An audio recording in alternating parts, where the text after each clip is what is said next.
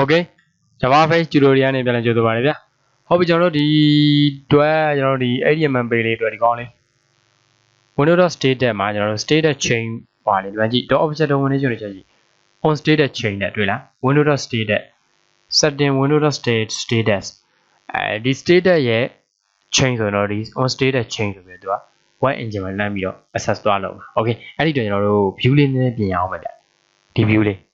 ကျွန်တော်က webboard ထဲထည့်ထားတာအဲ့ဒီဘောတော့ level လေးတစ်ခုထည့်လိုက်အောက်ချီရတယ် status ပုံစံလေးပေါ့နော်ဟုတ်ပြီနော် level လေးရောက်လာအဲ့ level ကျွန်တော်ဘာမှမလုပ်သေးဘူးဟုတ်နော်ဒီ level ကိုကျွန်တော် style လေးတစ်ခုသတ်မှတ်လိုက်မယ်ဘာမှဆွဲမဖြည့်သေးဘူးနော်တူတူလေးပဲဒီ level တူတူလေးပဲ property တွေကိုသွားstyle နဲ့က background color လောက်လေးထားပါ light gray ရှိလာမယ် align GHT light GRAY gray GRAY light gray GRAY gray align GHT light GRAY light gray အော်ပြောင်းတော့ပြောင်းပါ light gray ဟုတ်နော် light gray ပြောင်းပြီးရင်တော့ကုတ်မှာဒီကောင်ကို status လို့ STATUS status MB လို့ပေးလိုက် status level ဟုတ်နော် control code တစ်ချက်နဲ့navy နဲ့ကိုပြန်သွား update မော်တစ်ချက်ဖွင့်တစ်ချက်ထိလိုက်အောင်တစ်ချက်ပြီး right click နဲ့ make controller လို့လိုက်အဲ့ဆိုတော့ဘာရလာမလဲဆိုရင်ဟို variable ကြော်ညာတဲ့ထည့်ကိုကြည့်လိုက် status MB ဆိုတော့ရလာတယ်ဟုတ်နော် code တွေများလို့ရှုံးမသွားနဲ့နော်တစ်ပိုင်းပြီးလို့ကျွန်တော်ရှင်းလေးပဲဒါပြီးပြည့်စုံတဲ့ web browser ကြီးတခုရတယ်ပြီးပြည့်စုံတော့တအားကြီးတော့မစုံသေးပါဘူးဟုတ်ပြီနော်ဒီ MB ကို status MB dot ကျွန်တော် web engine ကိုလမ်းပြီးတော့ access လုပ်ရမှာဟုတ်ပြီနော်ဒီကျွန်တော်ဒီ status MB ကဒီမှာကြည့်web height တွေဘာမှမတတ်မခဲဘူးဒီတိုင်းလေးပဲနော်အဲ့ကောင်ကျွန်တော်တို့က property နဲ့လမ်းပိုင်းမယ်နော်ဒီကောင်ကြီးပိတ်လိုက်မှာဗျာဟုတ်နော်ဒီ state လည်းပိတ်လိုက်အောင်မယ်status MB dot preference with property ရှိတယ် preference with property တွေ့လား property ကိုသုံးကြည့်မယ်နော် preference with property dot bind လမ်းပိုင်းထားလို့ရတယ်ဘာနဲ့လမ်းပိုင်းမှာလဲဆိုရင်တော့ webview ကျရင်ကျဲတော့တူပြီ webview dot with property method ရှိတယ် with property နဲ့လမ်းပိုင်းလိုက် webview ကျရင်သူလည်းလိုက်ကျင်မယ်အဲဒီပုံစံပြောနော်ပြီးကျွန်တော်တို့ web engine မှာ web engine dot get low worker object တွေရှိတယ်နော်တို့web နဲ့ဆိုင်နေရတယ်နော် web history web document တွေ့လား document တွေရှိတယ်အဲ့ဒီဟာတွေတော့တို့လေးလာမှာပဲ object တွေပဲနော် what get location get on last အဲ့ဒီဟာတွေ get on status changes အားမလို့ကျွန်တော် worker object လေးကျွန်တော်လုပ်မယ်နော် status object ကိုမလို့သေး worker dot message property ရှိတယ် message property dot add listener တို့ကျွန်တော်ဘာ add listener လောက်ထားမလဲ old value new value ဘာတွေကလောက်လိုက်ဒီ worker object ကတော့ message တွေများ return ပြန်ခဲ့ရှိတော့ဒီ status တွေကိုလာပြအောင်လုပ်ထားတာ message property and status MB status MB dot set dash ဘာတက်မလဲဆို new value ကိုလာပြီးတော့ set လုပ်ဟုတ်နော်ပြီးဆိုရင်တို့ရဲ့ဒီ message web engine dot set status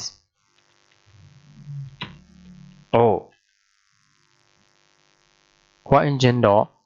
status web engine dot set on status chain ဟုတ်လား status ဘာ chain နဲ့ chain မှာလဲ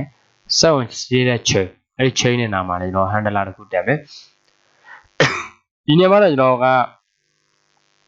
old value new value ပါနေရမှာရမှာဗျ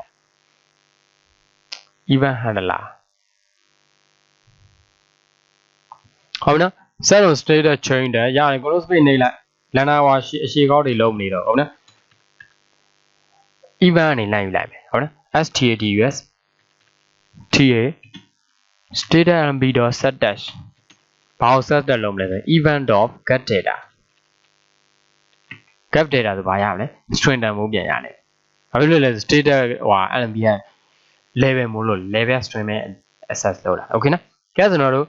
base and literature ဒီကောင်တော့ကျွန်တော်ဒီထဲမှာလာသုံးကြမှာဒါ controller နဲ့မှာတခါလဲ state အတွက်လုပ်လိုက် okay base and literature ပြန်နေ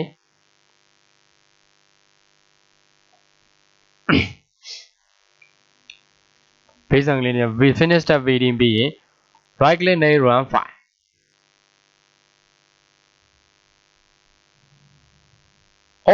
oh တွေ့လား webview ကျေတိုင်းသူဒီ loading phase တွေ့လား state တက်ပါလေကျွန်တော်တို့ပေါ်လာရင်နော် loading phase ဆိုတော့ဘယ်လိုပြော go နေကြည့်မယ် refresh home loading phase open နေမယ်နော် open နေမယ် desktop အဲ့ဒီ javascript ပါတယ်ကောင် run open ဖွင့် loading complete တွေ့လား state တက်ပါသူဒီ automatic ပြတယ် show pop up သွားကြည့်လိုက်ဘာမှမပြဘူး error message တော့ကျွန်တော်တို့ worker web view ရဲ့ worker object က worker object ကဟိုလုပ်တဲ့ဟာတွေသူကအကုန်လုံး confirm okay ပဲဒီပါကြ okay show column တက်ပြကြည့်တွေ့လား Friday October 2025 GDM မြန်မာ standard time ဆိုတော့ဒီ state တက်ပါမှာသူဒီပါလာပြနေလေဒီကောင်က web view ကျေတိုင်း live ကျေအောင်ဗာနဲ့လုပ်ထားတယ်ဆိုရင် javaFx ရဲ့ property and binding API ကိုအသုံးပြုထားတယ် okay နော်ကဲဆိုတော့ကျွန်တော် refresh လုပ်ကြည့်မယ် loading complete go loading complete browsing web page ဟုတ်ပြီနော် option ကြည့်ကြည့်မယ်အဲ့တော့သူက worker object က return ပြန်တယ်လို့သူဟောဖြစ်မှာပဲနော် normal big ကလုပ်ကြည့်ဟုတ်ပြီနော်ဒါဒီကျွန်တော်တို့ရဲ့ကိုယ်ပိုင် web browser လေးအသေးမွားလေးပေါ့ကျွန်တော်နောက်တစ်ခုသတိထားကြည့်ဒီ file ပေါ်မှာကြည့်လိုက် new tab တွေနဲ့သွားတယ် tab တွေလုပ်ဖို့ကျွန်တော်တို့ဘာ page လို့လဲ tab page ထည့်ရမယ်လေ tab page တစ်ခုမှကျွန်တော်တို့ web view တစ်ခုထည့်လိုက်ပွဲပြတ်သွား okay နော်ဒီမှာတော့ကျွန်တော်တို့ဒီ web view ဒီတစ်ခုပဲရှိမယ်ဟုတ်နော်ဒီ web view ကိုကြည့်လိုက် tab page တစ်ခုမှသူဒီအောက်မှာတွေ့လား search address bar နဲ့ဒီဘက်က search engine နဲ့လာ okay မယ်နော် okay မယ်နော်ဒီကောင်းကြီးကိုတော့ဒီကောင်းတွေအကုန်လုံးကို web page နဲ့ထည့်လိုက်တာနဲ့ sorry tab page နဲ့ထည့်လိုက်တာနဲ့ tab page တစ်ခုမှဒီ object တွေတစ်ခုလာနေလိမ့်မယ် okay အဲ့ဒါဆိုတော့ javaFx ရဲ့ sorry javascript ရဲ့ javascript ထဲမှာပါတယ်တော့ user interface callback တွေကို javaFx ကနေလမ်းပြီးတော့မလုပ်တတ်ပြီးတော့ handle လုပ်တတ်ပြီ okay သူနမူနာပြထားတယ်ဒါလေးလည်းလုပ်လိုက်အောင်ဗျာကြည့်လား stage တဲ့ဆို state ကလာလိုက်ပြီးတယ် state တော့ set ဒါရတဲ့ state object ကျွန်တော်ဒီကောင်လေးကိုယူမယ်ဗျာဟုတ်ပြီနော်ဒီ state ကိုကြာကျွန်တော်ကဒါနမူနာပြထားတဲ့ set on resite ကိုကျွန်တော် copy ယူလိုက်မယ်ဟောမလို့တော့တွေ့လား set on resite မှာ new event handler ဆိုတော့ event handler တက်လောက်ထားတယ်လောက်ထားပြီးတော့ rectangle ယူတယ်ကွက်ကိုရေးကြည့်မယ်ဗျာကြည့်လား rectangle က e.gap data ကွက်ကိုရေးကြည့်မယ်ဒီကွက်ကိုကြည့်မယ်ခါလဲနော် what engine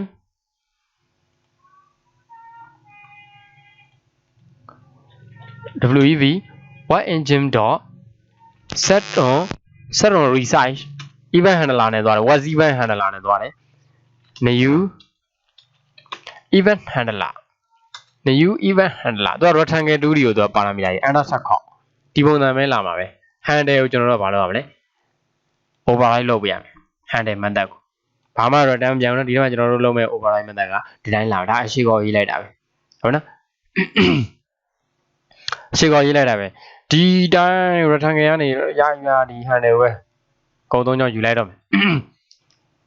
မရေးနေတော့ဟုတ်နော် copy you paste လုပ်အဲ့မှာ state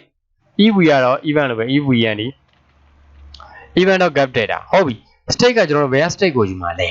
အဲ့ဒီမှာစကားပြောသွားပြီကျွန်တော်တို့ state ဒီ java ကျွန်တော်တို့ simple data နဲ့သွားထားတာဟုတ် simple data နဲ့သွားထားတယ်ဆိုဘာမှမခက်ပါဘူး web view ကနေလိုက်လိုက်လို့ရတယ် webview.getSims.getWindow ဆိုတော့ဘာလို့ရ state ကြီးကိုပြန်ရဟုတ်မလား get window state stag state equal window က state ကိုဘာမလုပ်နိုင်ဘူး custom လုပ်ခိုင်းမယ် get window state ဟုတ်မလားအဲ့ကြမှာ state ကိုကျွန်တော်က r.get with r.get high what engine နေလိုက်ပြီးတော့ဆက်တယ် okay ပြန် run ကြည့်မယ် set on state နဲ့ chain နဲ့ base line လေးတစ်ချက်ပြန်နေ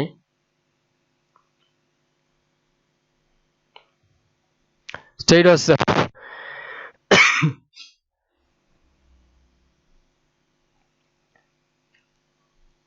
right click နဲ့ run file ဒီ handle ထဲမှာတော့ကျွန်တော်တို့ပြချင်တဲ့ပုံစံနဲ့ဆက်ရေးထားလို့ရပါတယ်ကျွန်တော်ဒီ code ကို send run ကြည့်ရနော် get width get height တွေ့လားဒီမှာတော့ထူးထူးခြားခြားတော့မပြတော့ restore down open တစ်ချက်ဖွင့်ကြည့်လိုက်